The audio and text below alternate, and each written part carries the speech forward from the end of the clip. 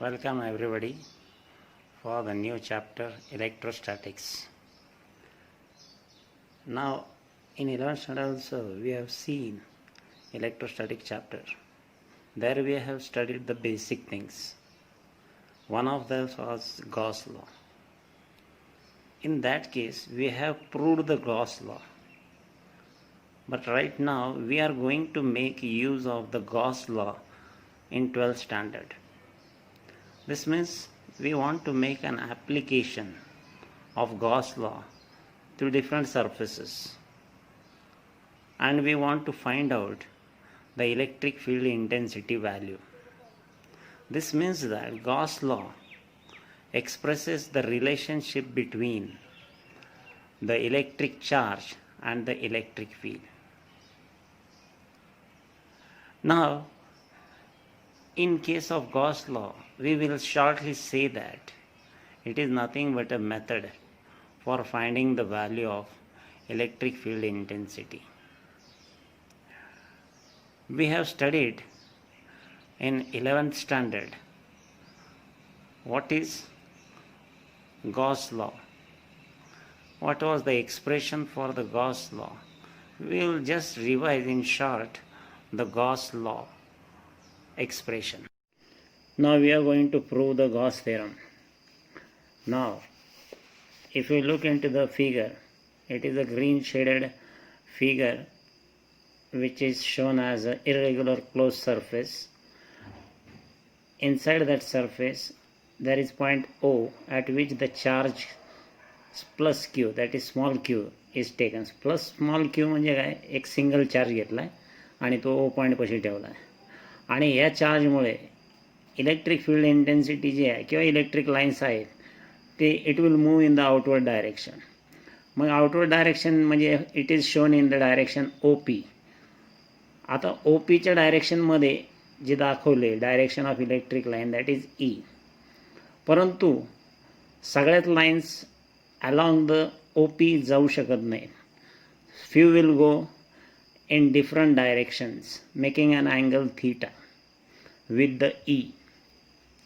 आता ही जी सरफेस आहे ह्या सरफेसमध्ये ही इलेक्ट्रिक फील्ड लाईन जी आहे due to the point P, it is given by equation E is equal to 1/4 pi epsilon naught Q/r². हे आपण आकृतीत बघितलेलं आहे. Now this direction E makes an angle theta. आता ही जी आहे कशाशी अँगल थीटा बनवते. आता ही जी तुम्ही P पॉईंटला बघतायत फिगरमध्ये का ते जे सरफेस तयार झालं P पॉईंटमुळे, तर ते आपण एक छत्री टाईप इमॅजिन करू शकतो. छत्रीचं जे कवर आहे वरचं काळं, त्या कवर म्हणजे तो सरफेस झाला क्लॉथचा, आणि त्याच्यामधनं आपण जे खाली दांडी जी येते हातामध्ये, आपण जी दांडी धरून छत्री वापरतो ती दांडी जी आहे it is a normal, that is this दांडी makes an angle 90 degree with the surface of cloth surface of umbrella. आता ह्यामध्ये म्हणजे आम्हाला काय दिसतंय की इलेक्ट्रिक लाईन E जी आहे ती दांडीमार्फत जर आली तर त्याची किंमत E, परंतु त्याच्याचबरोबर तिथे क्लॉथ खाली किंवा त्या सरफेस खाली आपण स्पोक्स बघतो, वेगवेगळे डायरेक्शन दाखवले. तर हे जे डायरेक्शन आहेत ते वेगवेगळे डायरेक्शन ऑफ इलेक्ट्रिक लाईन्सच आहेत, परंतु त्याच्या किमती E राहणार नाहीत. फक्त एकच दांडी अलॉंग दांडी ओनली E किंमत, पण बाकीच्या स्पोक्सची it will be E cos theta. कारण हे स्पोक ह्या दांडीबरोबर अँगल थीटा तयार करतो, म्हणून त्याच्या स्पोकची इलेक्ट्रिक फील्ड इंटेन्सिटीचं कॉम्पोनंट E cos थीटा. आता ह्या छत्रीमधनं जितके स्पोक्स बाहेर पडत आहेत म्हणजे काय झालं, इलेक्ट्रिक लाईन्स ऑफ फोर्सेस, आणि म्हणून त्याच्याकरता त्याला आम्ही फ्लक्स म्हणतो. म्हणजे electric line intensity multiplied by surface ds, that is called as the flux. मग हा जो फ्लक्स तयार झाला एका लाईनमुळं किंवा एका स्पोकमुळं, that is called as small flux d phi. So d phi is equal to Q/4 pi epsilon naught r² into cos theta ds. आता constant term बाजूला करू आणि उरलेले एका बाजूला करू. क्यू अपॉन 4πε0 गुणिले दुसरं bracket d s cos theta upon r square. आता दुसरं ब्रॅकेट जे आहे d s of cos theta upon r square, it is nothing but the value of d omega. आता डी ओमेगा म्हणजे काय? It is a solid angle. हे geometrical आहे. म्हणजे ते आपण जे शेंगदाण्याचे जे कोन आहे ज्याच्यामध्ये शेंगदाणे विकले जातात आणि आपण ते काढून खातो, म्हणजे ज्या सरफेसकडनं बाहेर येतो तो सरफेस जो आहे, आणि इकडे खाली जे सिंगल पॉईंट जो आहे तो सेंटर जो आहे किंवा ओ पॉईंट म्हणू शकतो, त्याच्यामुळे अँगल तयार होतो आणि म्हणून त्याला सॉलिड अँगल म्हणतो. आता हा डी ओमेगा जो आहे हा किंमत आपण वरच्या इक्वेशनमध्ये टाकलेली आहे. So therefore d phi is equal to q upon 4πε0 d omega. आता हा झाला एका चार्जमुळे. जर अनेक चार्ज असतील तर सगळ्यांची बेरीज करावं लागेल आपल्याला, सगळ्यांच्या फ्लक्सची, म्हणजे टोटल फ्लक्स मिळेल. मग total flux phi E is equal to integration of d phi. Integration म्हणजे काय? Summation.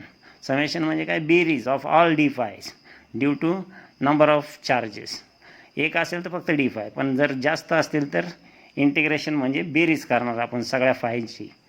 So therefore d फायची किंमत टाकली, integration of e d s होतं आहे, आणि मग ईची किंमत टाकली q upon 4πε0 into d omega. आता डी ओमेगा फक्त व्हेरिएबल आहे, बाकीचं क्यू अपॉन 4πε0 काय आहे? कॉन्स्टंट आहे. So q upon 4πε0 into integration of d omega. आता इंटिग्रेशन ऑफ डी ओमेगाची किंमत आहे 4π, solid angle. Therefore total flux phi E is equal to q upon 4πε0 into 4π. आता 4π कॅन्सल होतं आणि शिल्लक राहतं plus small q upon ε0. This means that due to one charge the value is q upon ε0. एकापेक्षा जास्त चार्जेस जर असतील Q1, Q2, Q3, तर आपल्याला काय मिळणार? Total flux is equal to Q1 upon ε0 plus Q2 upon ε0 plus Q3 upon ε0 plus dash dash dash plus Qn upon ε0. मग आता कॉमन काय आहे? 1 अपॉन ε0 गुणिले ब्रॅकेटमध्ये काय येईल? Q1 plus Q2 plus Q3 dash dash up to Qn. आणि ब्रॅकेटमधली term जर सगळ्यांची बेरीज जर मिळून कॅपिटल Q म्हटलं तर we get phi is equal to capital Q upon ε0. So this is the method of proving the Gauss theorem.